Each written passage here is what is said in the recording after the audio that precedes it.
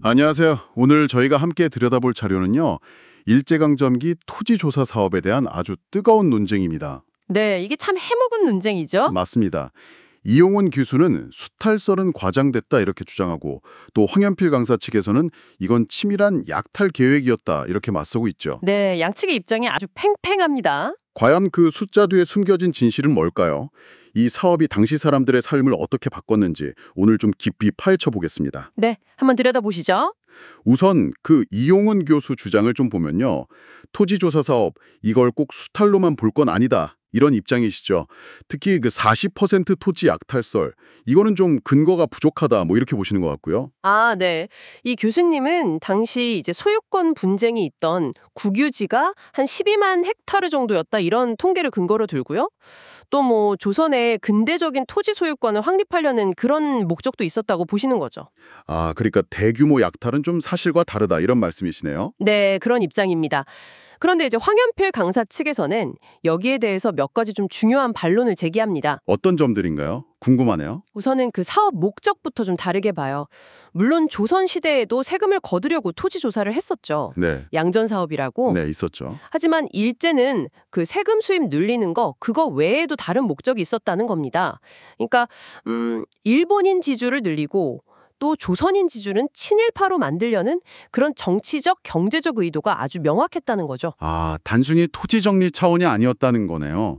그 배경에 다른 그림이 있었다? 그렇죠. 사업 방식 자체에도 문제가 많았다고 지적하는데요. 방식이 어떤? 바로 그 기한부 신고제라는 겁니다. 이게 뭐냐면 신고 기간은 엄청 짧은데 절차는 또 너무 복잡했던 거죠. 아, 시간은 없고 할 일은 많고. 네. 게다가 당시 농민들 대부분은 글을 몰랐잖아요. 그렇죠. 문맹률이 높았으니까. 그러니까 이 기한 안에 그 복잡한 서류를 만들어서 신고한다는 게 이게 현실적으로 거의 불가능했다는 겁니다. 아, 신고 자체가 이미 장벽이었겠네요. 맞습니다. 그래서 미신고된 토지들이 엄청 많았고 결국 이 땅들을 조선 총독부가 다 몰수를 해버린 거죠. 몰수한 다음에는요? 그걸 이제 동양척식 주식회사라고 아시죠? 그 일본인들에게 토지 넘기려고 만든 회사. 거기를 통해서 일본인들한테 아주 헐값에 넘겨버렸다는 겁니다. 정말 기가 막히네요. 여기서 그 40% 약탈설 논쟁이 다시 나오는군요. 황현필 강사 측에서는 어떻게 되나요? 황 강사 측은 이제 일본 학자나 북한 학계 자료 같은 걸 인용하는데요.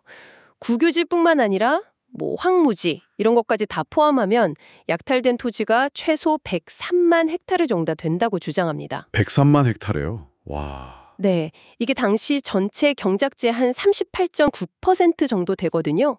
그러니까 기존의 40% 설이랑 거의 비슷하죠. 네, 거의 40%에 육박하네요. 설령 계산 방식을 좀 다르게 보더라도 최소 20% 이상은 약탈된 거라고 분석합니다.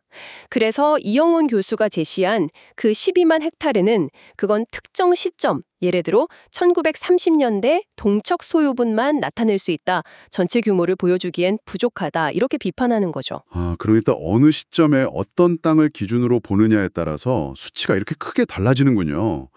정말 첨예한 부분이네요. 근데 사실 이 숫자 논쟁보다 더 중요한 문제가 있다고요. 찜이라고 보는데요. 바로 소작권 문제입니다. 소작권이요. 경작할 권리 말씀이시죠? 네. 이 사업의 가장 큰 비극은 뭐냐면요. 토지의 소유권만 인정하고 오랫동안 사실상 재산처럼 여겨졌던 소작권은 아예 신고할 기회조차 안 주고 그냥 그 존재 자체를 부정해버렸다는 점입니다. 아, 소유권만 중요하고 경작권은 무시했다. 그렇죠. 조선 후기에는 이 소작권이라는 게 사고팔고 상속하고 증여까지 가능했던 명백한 재산권이었어요. 네, 관습적으로 인정됐었죠. 심지어 지주가 소작농을 함부로 내쫓으려면 그 소작권을 돈으로 사줘야 할 정도였다니까요. 와, 그 정도였군요. 당시 농민들에게는 어쩌면 땅 소유권보다 그 땅을 계속 붙일 수 있는 권리가 더 실질적인 재산이었을 수도 있겠네요. 바로 그겁니다.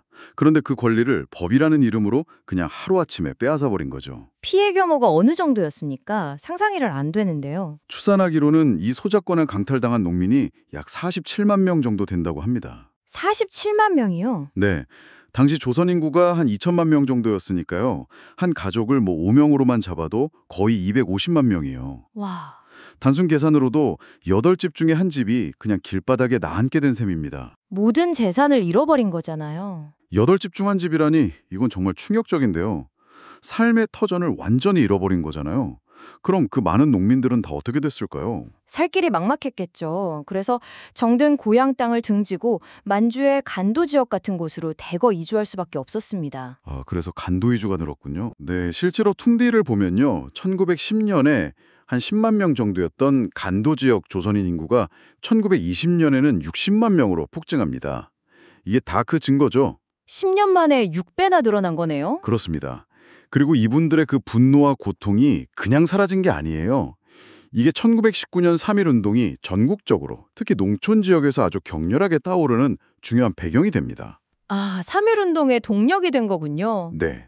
그리고 더 나아가서 이렇게 이주한 농민들이 나중에 독립군 부대에 아주 중요한 인적, 물적 기반이 되기도 했고요.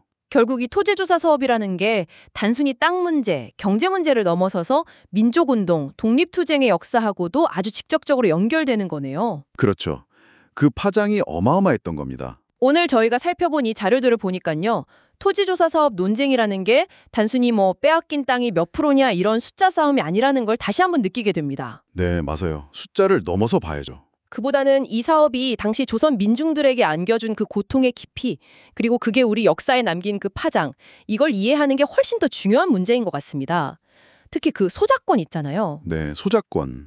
당시 사회에서는 분명한 재산이었던 그 권리가 어떻게 그냥 부정당하고 수많은 사람들의 삶을 이렇게 뿌리째 흔들 수 있었는지 이 부분은 정말 우리가 주목해서 봐야 할 것 같습니다. 네, 정말 그렇습니다.